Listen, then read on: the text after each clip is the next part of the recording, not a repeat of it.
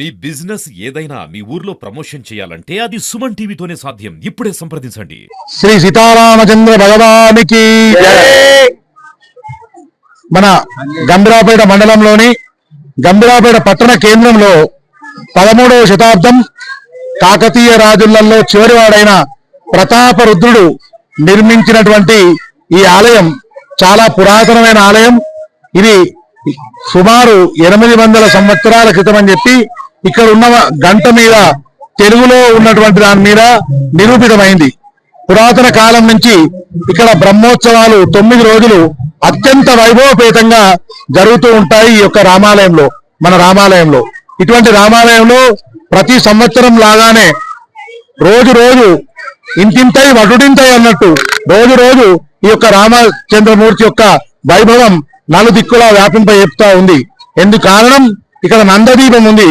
ఈ నందదీపం ఆనాడు 13వ శతాబ్దంలో ప్రతాపరుద్రుడు నందదీపం వెలిగించిండు అంటే ఇప్పటి వరకు కూడా ఆ నందదీపం వెలుగుతూ ఉండడమే కారణం.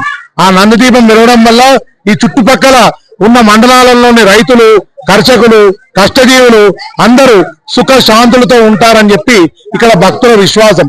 ఆ విశ్వాసం కొద్దే ప్రతి సంవత్సరం వైభవపేతంగా జరుగుతూనే ఉంది.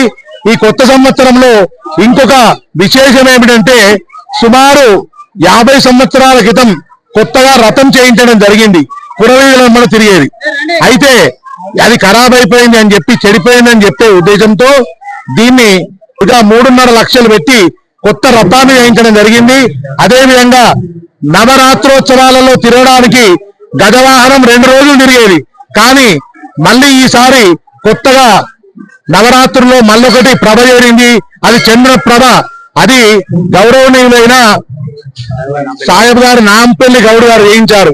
వారికి, వారి కుటుంబానికి ఆయురారోగ్యాలు ఉండాలి.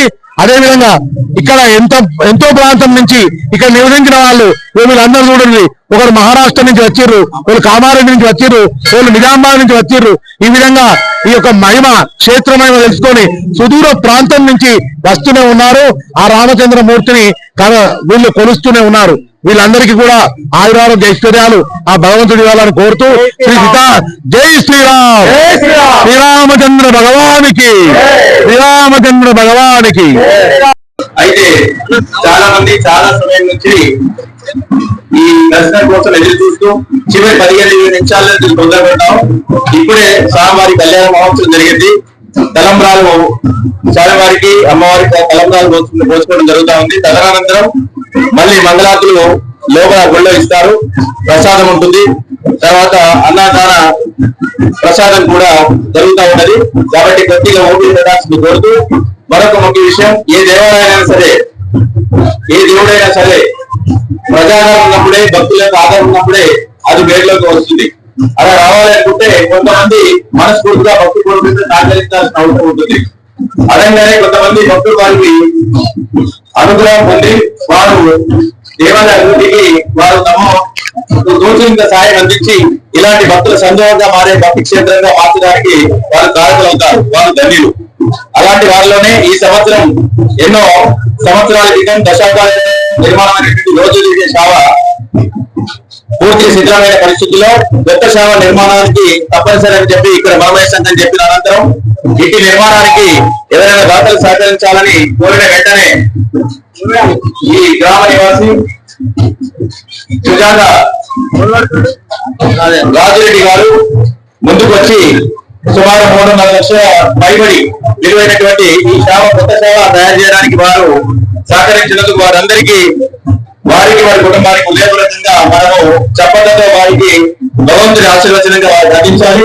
వారిని ఇక్కడ వేదికలు పాల్గొని 15 రోజులలోనే ఈ సేవ నిర్మాణం అత్యద్భుతంగా నిర్మాణం చేసి రోజు స్వామివారి ఊరేగింపుకు కారణమైనందుకు వారికి హృదయపు ధన్యవాదాలతో పాటు భగవంతుడి కృప సర్వదా సర్వవేళ వారికి ఉండాలని చెప్పి ఆకాంక్షిస్తూ, వారికి ఎవరైనా సరే, ఏదైనా సరే మంచి పని చేయడం సాధ్యం కానప్పుడు మంచి పని చేసినటువంటి వారిని ప్రశంసిస్తే చాలు, ఆ యొక్క పుణ్యం దొరుకుతుంది. మంచి పనిని ఎవరైనా విమర్శిస్తే తెలియకుండానే మనం క్షమించాలనే పాపం మూట కట్టుకున్నట్టు ఉంటుంది. ఎవరైనా చెయ్యరు, చేసినటువంటి తర్వాత వారు వడ్డీనే చేసిండు అనేటువంటి వాళ్ళు చాలా మంది ఉంటారు. వారు అంత పాపాత్ములు ఈ సమాజంలో ఎవరు ఉండరు. ఇది భక్తి క్షేత్రంలో మాట్లాడుతున్న మాట కాబట్టి మంచి పని చేస్తున్నప్పుడు భగవంతుడు కార్యక్రమం చేస్తున్నప్పుడు కార్యక్రమంలో మంచితనాన్ని వెతకాలి తప్ప ఎందుకు చేయించారు, వీరు ఎందుకు వచ్చింది, వీరికి ఎందుకు వచ్చింది ఆలోచించేటువంటి ఒక నీచమైనటువంటి భావన లేకుండా ఒక మంచి భావనతో భక్తి భావంతో మనం ప్రశంసించాలి.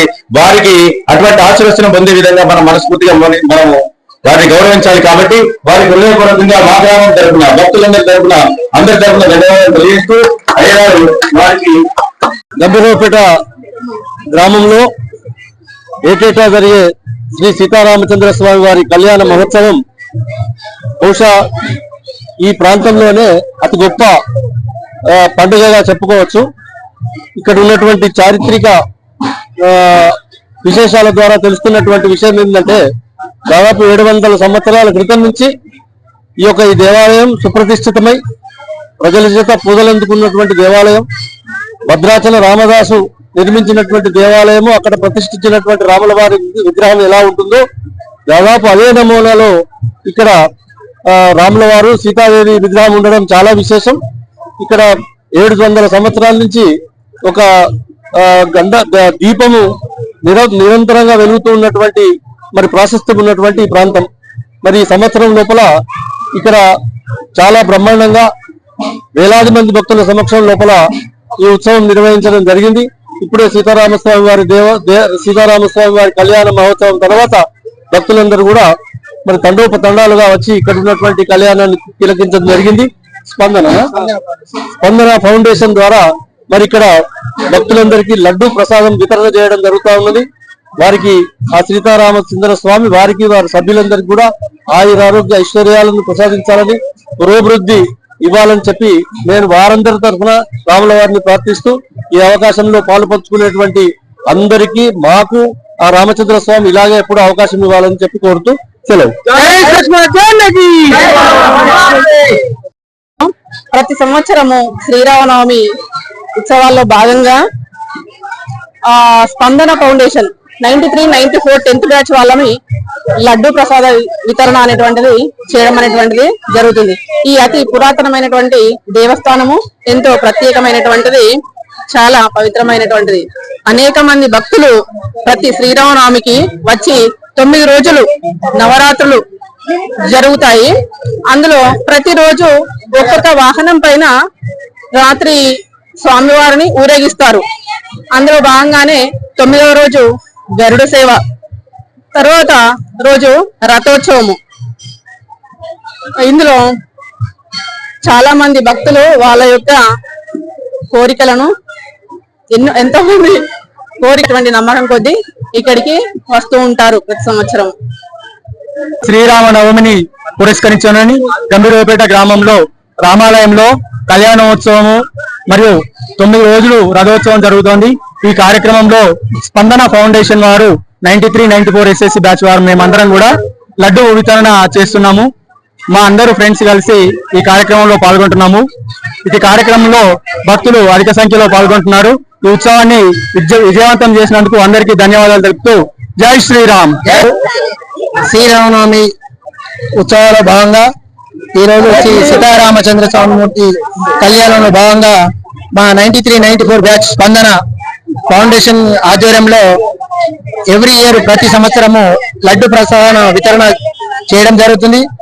కావున భక్తులు కూడా అధిక సంఖ్యలో వచ్చి ఈ లడ్డు ప్రసాదము స్వీకరించడం జరుగుతుంది. కావున ఆ శ్రీ రామచంద్రమూర్తి స్వామి ఆశీస్సులు ప్రజలపైన మా అందరిపైన ఎల్లవేళలా ఉండాలని ఆ శ్రీరాముని కోరుకుంటున్నాను.